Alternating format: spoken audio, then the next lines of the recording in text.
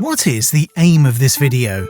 This video will teach you how to write the business impact analysis according to ISO 22301, as well as and how to implement the business analysis, documenting business activities, and carrying out a risk assessment of these activities.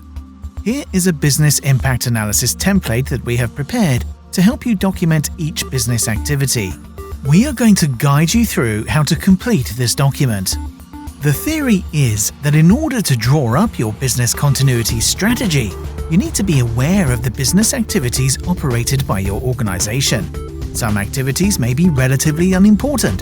Some may be absolutely critical to the ongoing business. So, in doing this analysis, we determine whether or not activities are critical and should be considered for inclusion within the business continuity strategy. Let's put this into practice. If the business activity was providing 24/7 managed IT services, what would be the impact of disruption to the activity and possible mitigation?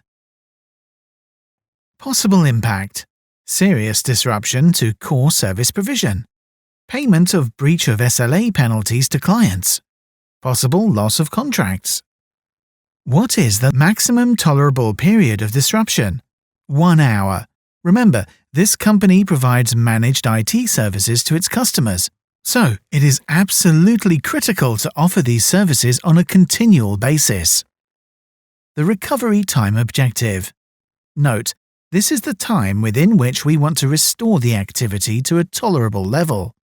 30 minutes in this circumstance. It may be that the activity won't be restored to peak operational level, but that it is restored to an acceptable level from a client's perspective.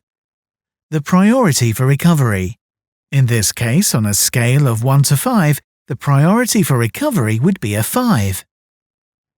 Is it a critical activity? Note, we define a critical activity as having a priority rating which is greater than 2. Based on our critical activity scale, this activity would be classified as a critical activity. Do you have any dependencies? Note, there are external businesses on which our business depends for its survival. For this task, we have created a couple of fictitious dependencies. Hardware Support Services Limited. They would need to be called in the event of a hardware failure. Telecom Services Limited, who would need to be called in the event of a network failure. In practice, you would likely have more suppliers in areas of critical activities in order to ensure you are not dependent on one supplier alone. Note, where dependencies do exist, you should aim to have business continuity management arrangements in place. Typically, this means that you would ask them to supply their own business continuity plans, so that you can review their suitability before taking them on as a supplier. How will this activity be recovered? For the activity we are using, the activity would be recovered by switching to a mirrored data center in Scotland if the issues were deemed unresolvable within the recovery time objective of 30 minutes. How will relationships with key stakeholders and external parties be managed? Again, for our activity, it would either be personal involvement of the Chief Executive Officer or Chief Operations Officer. And finally, what are the resources required to resume activity within the recovery time objective? The Chief Technical Officer and appropriate technical staff will need to work in liaison with Hardware Support Services and Telecom Service Limited. Now that we have defined the business activities which we think are critical for business continuity, we are able to complete the risk assessment. Here is a copy of the risk assessment for critical activities form that is available. Down in the left-hand column, you can see those activities which we have identified as critical. Anything identified in the business impact analysis will go in this column, along with its priority for recovery. Next, you need to consider possible incidents which could disrupt those critical activities. Examples of this include severe weather, an epidemic, influenza. What is the likelihood of the incident? Note, this can simply be an estimate based on your experience. We then need to establish whether the risk is going to be treated, tolerated, transferred, or terminated.